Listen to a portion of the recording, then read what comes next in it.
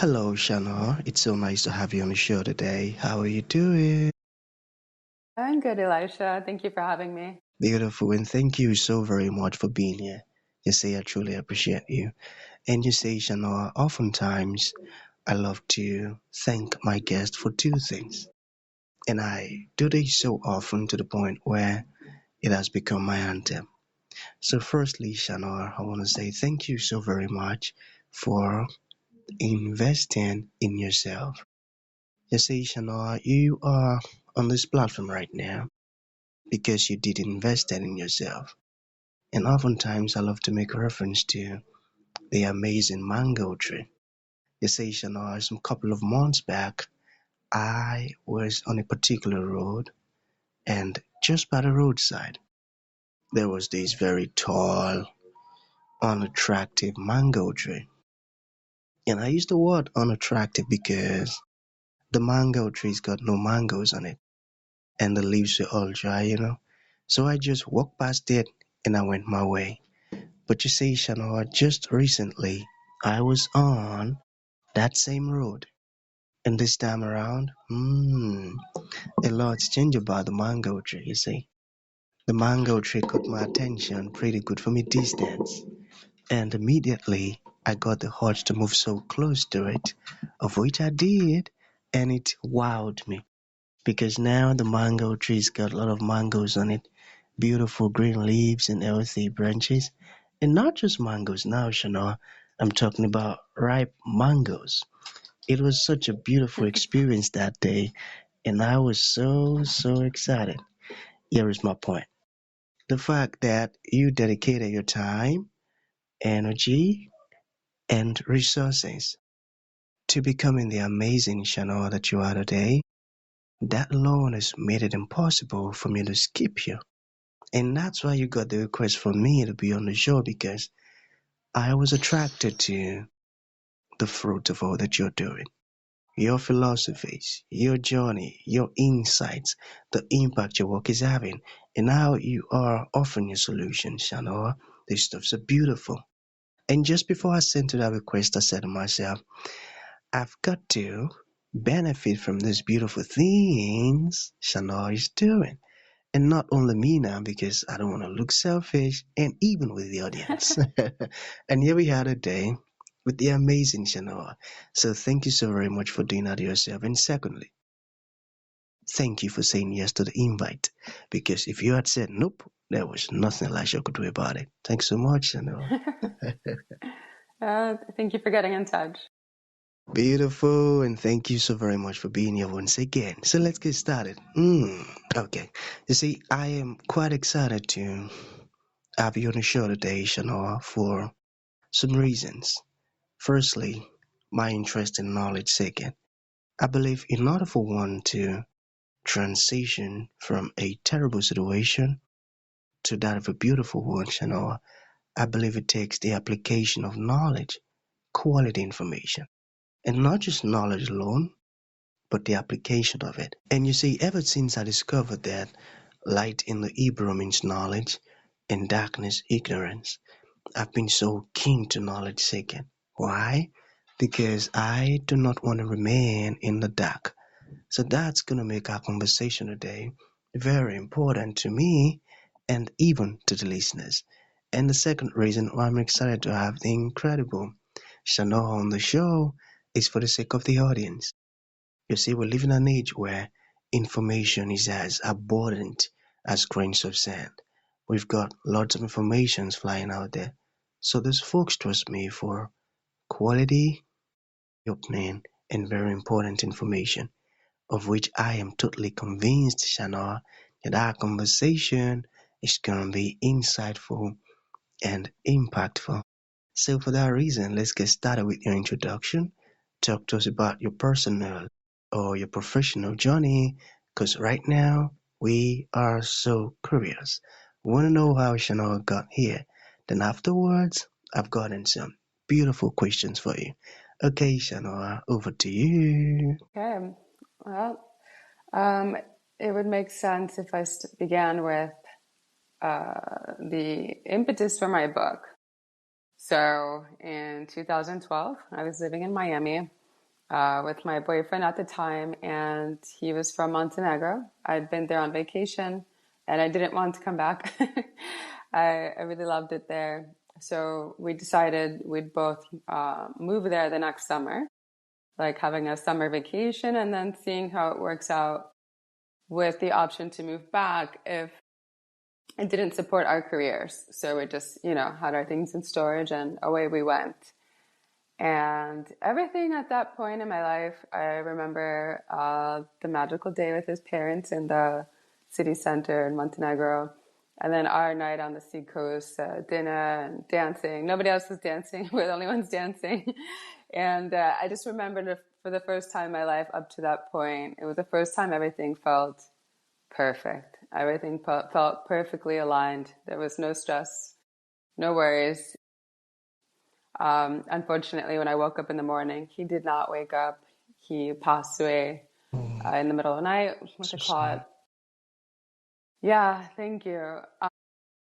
So, he was my world at the time, and we were, our worlds were so intermeshed that I really took it hard, as one might imagine. But I kind of lived in that pain and went over it in my head daily, like a mantra, and developed I developed a very strong victim mindset, which I had to a certain degree before that happened, but this really amplified it. So over the course of the years that followed, I started developing all these health problems, and I went on this long journey to seek because nothing was helping me. Allergies, all these, things that just never happened to me before. And, I wasn't satisfied with the Western medicine I was trying. So I started meditating. I meditated for 10 years. I did so many different things. I went to Belgrade to get in energy healing. It's kind of like Reiki from somebody who, it's a Tibetan healing method. He was the only person in the Balkans who's been to Tibet and went through all the levels of training. Everything I did, it helped some, but nothing really made a dramatic change. I went to the Amazon in Peru for a plant medicine retreat for 2 weeks, various plant medicines. Again, some help, but not that much. I read so much. But what I did notice is as the years went by, I never gave up on trying, but I started to see that it wasn't just about, learning these things and trying all these different healing modalities. For example, when I moved to Los Angeles, already there was a big change in me. I stayed in Montenegro, by the way, after he passed away. So I lived there for almost 7 years. And when I moved to Los Angeles, the change of scenery, as that tends to happen, it really kind of helped me see some things about myself I wasn't seeing. And then fast forward a few years, I realized, I have these friendships that are not good. How can I say I'm here for myself and I have these people in my life? So I started making these bigger lifestyle changes, and everything started speeding up. My health issues started going away. I started doing more advanced meditation. Went to a retreat, and I was just kind of on this. I had this feeling that if I did not actually make a dramatic progress very soon, like I just needed to focus on that. It just felt like everything was telling me like this is the time. So I went all in. Some days I meditated 4 or 5 hours a day. It was just like very important to me. And all the allergies fell away.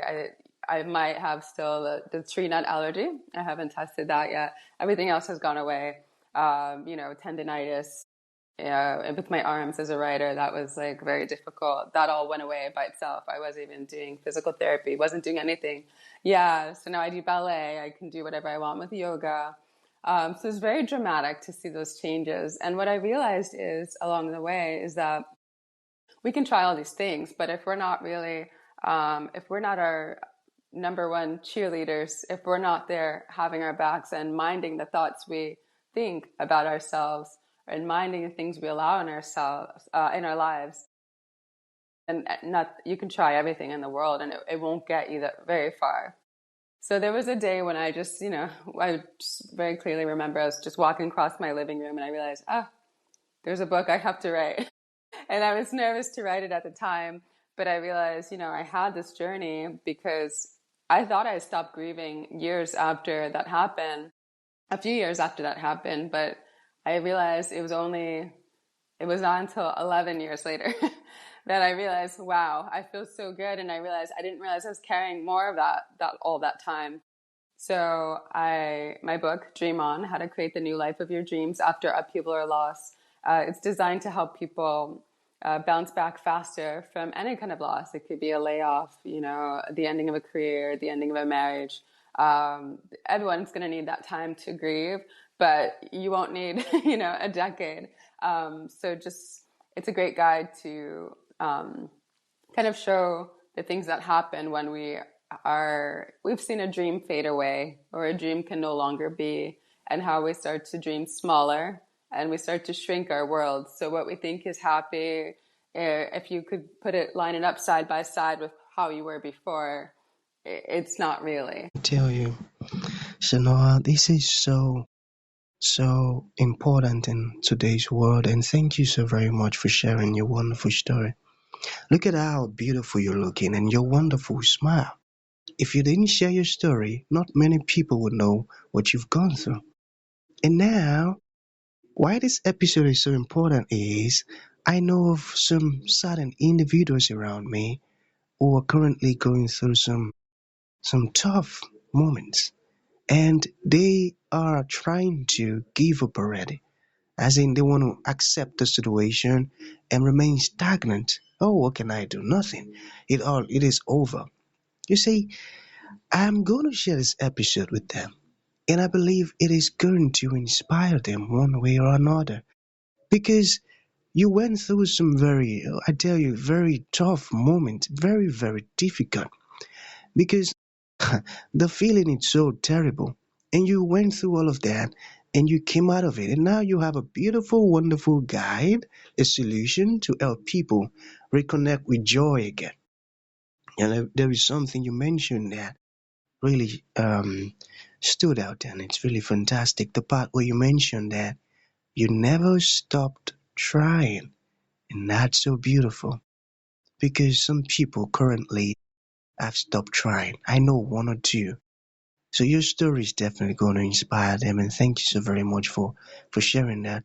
And one thing I've discovered about challenges is many times we go through all of these tough moments not because we necessarily need them, but for the sake of others who are currently stuck in that situation and who will never get out of it because it is only our own voice and our own teaching and our own material or books or podcasts that can actually help them. So I'm glad that you wrote a book. So let's talk about your book. And how did you come about the title? And how was the writing process like? Mm. Um, Dream On. you know, um, the concept of dreaming is actually, it's kind of become a little controversial with some people. Some people take the word dream and they think of it as something that's not going anywhere. It's wishy-washy. But I, I really love the word dream. And I think it's important for us as, creative beings. Like, why are we here on Earth? There are so many different ways we can live our lives. But what can get us out of a bed with a big smile on our faces? What can keep us enthusiastic moving towards the future? What helps us connect to joy? I think it's always a dream, and we can have various dreams. But there's that aspect, and then the fact that I know that I started dreaming much smaller. There was in that time of grief, I was always a person who dreamt big, but I kind of just started chipping away at how I wanted to design my future, and I didn't realize what I was doing. So, my book, obviously it's a difficult story, but it's really a book about reconnecting to joy. And I think a dream is just one of the most powerful methods for keeping us inspired. I got that. I got that. So what does joy mean to you personally? Hmm. I think joy is one of the most important, if not the most important, emotions in our lives. The concept of happiness, it's just so easy to answer, are you feeling happy? Or to say, how are you? Like, are you satisfied in your life? Yes. It's so easy to answer that question just from your brain with a logical answer. It has nothing to do with how you actually feel. You can just answer that and you feel like it's the truth. And you're telling yourself it's the truth. And it might be far from the truth, you know? But joy can't be answered logically. It's undeniable whether you're feeling joyful or not. So if you can connect to joy, like you know that you are in a really good space in your life. Beautiful. Okay, so what is the first thing someone should do when facing a serious challenge? First, I'm going to say feel it. It's not fun, but I know a lot of people have a tendency to want to skate over the problem or stuff it away. But what we don't face, it just reckons with us later on. There's a reckoning later on. So, one, I'd say first, feel what you need to feel without getting swept away by feelings of, why did this happen to me? Woe is me. Victim mindset. Feel the feelings, but support yourself along the way. Feel the feelings and support yourself along the way. I got that. So, how you just talked about dreams. I wanted to ask, are you currently living the life of your dreams? I am definitely living the life of my dreams now. When I wrote my book, I was sure to write, to answer that question because I think it's important. It's like, who are you taking, who you're getting guidance from, And I was definitely living a life of my dreams at the time I was writing the book. And now it's an even bigger version of that dream life. And I'm sure I'll continue in this trajectory. I've never been this, healthy, happy, thriving ever. And it's just, it's an honor to be able to share my experience and how I got to where I am today to help others do the same, because I know that we can all do it. Exactly. And that's the most important one, helping others to do the same. Because we live in a Absolutely. world where some folks, they would have a solution to a particular problem and they wouldn't want to share it. But you're so different, and I love that. So finally, all right. Mm, how do the lessons in your book connect to personal branding? Hmm. Yeah, so a few months after my book came out,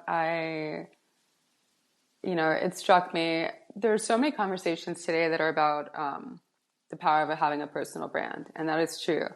But from what I've seen, is most of the considerations focus on the exterior. And it's not that those things aren't important, like, the branding for someone's posts and things like that, what their website looks like. Sure, that's important. But you cannot build a personal brand if you don't have a strong personal relationship with yourself, if you don't know who you are, if you are not showing up in the world as who you are. You're showing up as, oh, this person is very successful, so let me write like how they write. Let me have a website like them. Let me walk and dress like them. So my program is designed to help people connect to that core of their truth.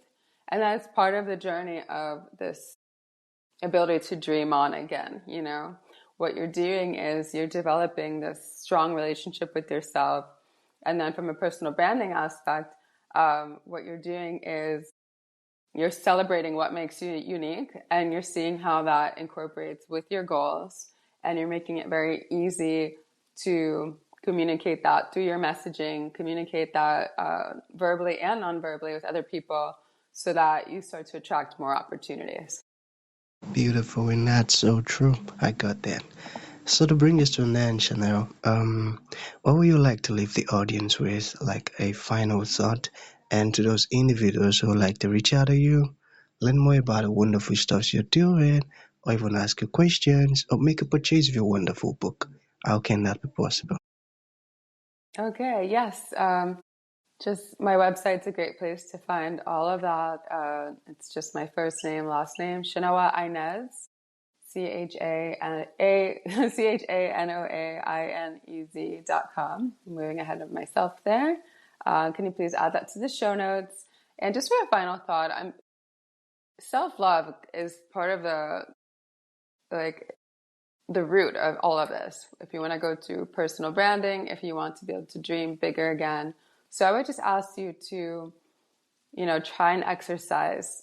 Just notice all of your thoughts. And every time you have a thought that isn't something that you would say to a friend, question it and reframe it. Just pretend you're a friend. I got that.